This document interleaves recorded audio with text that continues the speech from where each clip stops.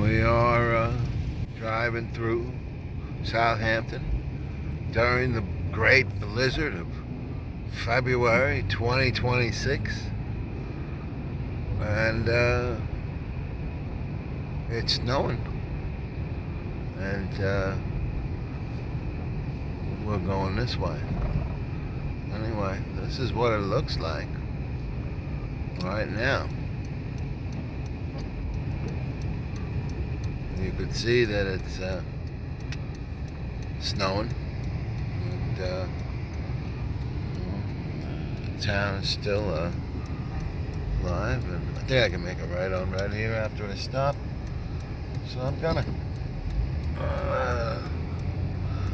driving westbound. Here's the new refurbished movie theater, Southampton Movie Theater.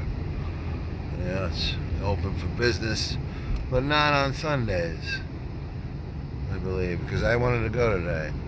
And in the mill and the inn, and the trees are starting to get that first dusting of snow, and you could see that the snow is sticking to the ground.